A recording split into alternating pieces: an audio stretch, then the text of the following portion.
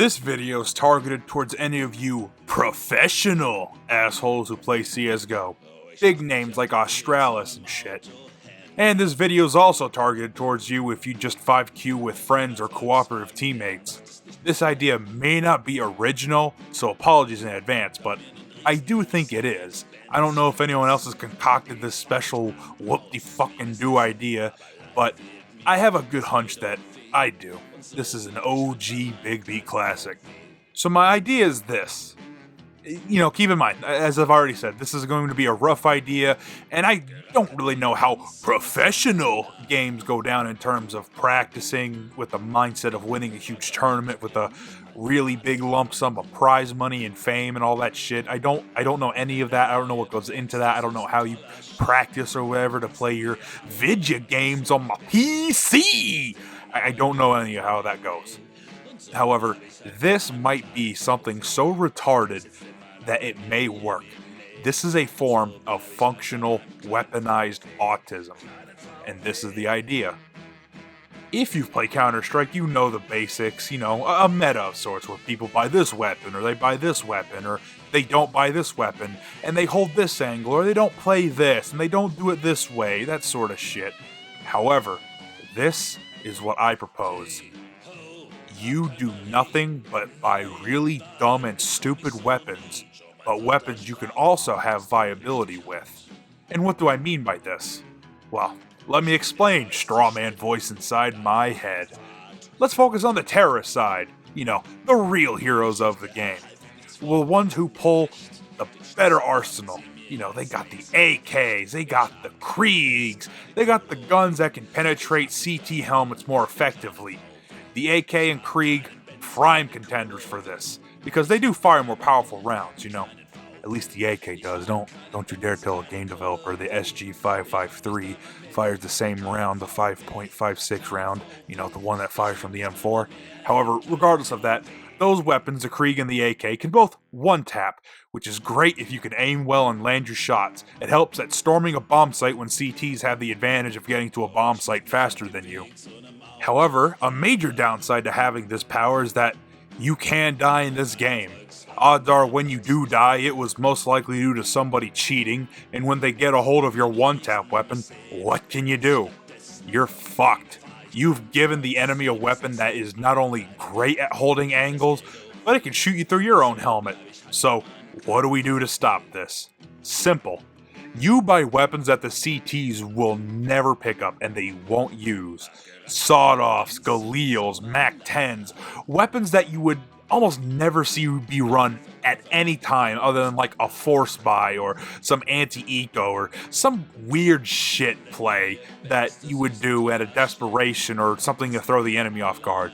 You run that the whole fucking game over and over and over and over and over again. Nothing but stupid weapons, but weapons that are also viable. Think about it. You are not buying weapons that give the CTs a tactical advantage. If anything, if the CTs pick up your weapons, they'll be downgrades to their own armaments. Most CTs use M4s and AUGs, and they're not gonna pick up your fucking P90 or sawed-off. Ever. Never, never, never. They're not gonna do that ever. Never. And this forces the CTs to use their shitty weapons that cannot one-tap unless it's been fired point blank, a 5.7 or an AUG shot, which isn't really a common scenario from the get-go, so this is nothing but a straight upgrade in terms of terrorist play. Another upside to this strat is that your economy will be healthier a lot more. That extra $500 to $1,000 you'll save every round will help you edge into more and more and more and more into your economy, more utility, more Kevlar for the next round. Also, the kill rewards on the SMGs and shotguns are so much better, minus the P90 of course. So when you kill somebody, the economy is even better in your favor. It will be like, I don't fucking know, a Rhino Republican talking about how amazing the GDP is, but for fucking Counter-Strike. I know that giving up that power that the T's have is really bad in CSGO. Giving up those AKs and Kriegs is not an uncomfortable thing we want to deal with. Having weapons that can one-tap are great for entering a site. But you have to remember that CSGO is not simply about killing your enemies. It's about getting inside their heads. That is the power of weaponized autism right there. That is so powerful that our top scientists over on our, well, I don't even want to say it, these websites are kind of fucked up. You know, don't go on that Ugandan pottery app, if you know what I mean. But our scientists over there, to this day, do not even know if the end is near with weaponized autism. It may be endless. We haven't found the bottom. And this, my friend, is quite autistic. Imagine you're some big name player of Counter-Strike. You play so often, you roll with a bunch of other retards. And, oh man, not only do you run against the retards, you run with the big boy retards. The guys who play for a massive grand prize. They're part of an esports team. All that shit. And slowly over time, you start winning, and then you get to the tippy top. All the blood, sweat, arthritis, carpal tunnel, and all that shit you had to go through to get to the top on that stage. And boom, you're finally there. Crowds cheering, everything's going perfectly. You are ready to play a fucking game of competitive nuke, dust, or whatever the assholes deem the meta is in terms of maps. However, you start losing rounds, and not just in like clever 1v1s where your enemy had slightly better positioning or he got the jump on you. No, you start losing in very dumb ways to very stupid weapons.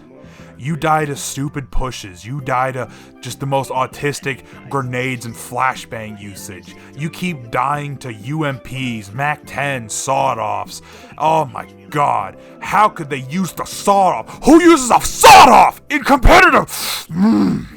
You scream at your modder in frustration, and slowly over time, that snowball keeps rolling, and that snowball is tilt. All the problems that you're fighting in game start to roll on in. They keep getting bigger and bigger, and every little infraction that comes your way is just another one to the pile. You keep dying to a retard pushing with a MAC-10. You're eating a sawed-off blast when you overextended. You get rolled on the A site by 4 Galils and a scout. What the fuck is happening? Then you start getting mad. You get mad at yourself. You get mad at the enemy.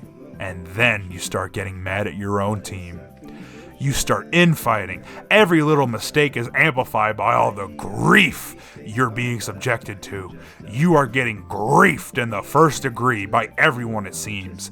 And as the rounds tick into the enemy's favor, you start feeling rage and hatred. And then you snap. You snap like a twig. You lost that video game because you are a twig and you have been snapped. And a twig can't play a video game. And apparently, you are a twig. And that twig just keeps getting shot from across the map with a fucking Mag-7 and sawed off. So, this is my proposal. Weaponize this facet of autism. Unconventional and stupid weapons being used in an unconventional and stupid way. Ditch the ops, the AKs, and pick up a scout and a Galil. Learn those weapons. Worst case scenario, the enemy will have a rifle with a different spray pattern that they don't know, and they have an extra 5 rounds in the magazine. Big fucking whoop. Hell, that may just help you by storming the bomb site easier. And if you are tempted to use this strat genuinely, if you are committed to being an autistic motherfucker like I am when I play my maps and my games, please name this the Big B strat or something. So when you do use it, I get some form of credit, or I go down in some stupid arbitrary fuck, can't even talk, some just made up subjective Counter-Strike history book, and I'm that massive loser online who made a video saying to simply pretend you're being so retarded you have to drive the short bus yourself to school. You're not being chaperoned, you're the damn conductor of it.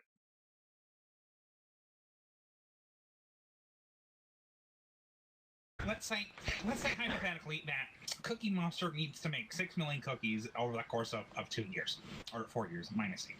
And it takes approximately 90 minutes to make one batch of cookies, after you mix and batch it, minus the time that it takes to haul all the ingredients, the flour, the sugar, the eggs, the chocolate chips, and every type of cookie he wants. And let's just ignore that fact that it takes about an extra 30 minutes on top of those, so about 2 hours to make just one batch of cookies. Now, let's say with ovens back then in the day, where they were not as efficient as they are now, it took even longer to make a batch cookie. So about 120 minutes plus another 30. So about 2.5 hours from beginning to the end result. Now, let's say you needed to make about 800 batches of cookies over the course of a single day, not including weekends, not including holidays, not including leap years, and it takes that long in order for us to get 6 million batches of cookies. What does that leave with Cookie Monster? That sounds a little ridiculous. I would think that would be very, very logistically impossible.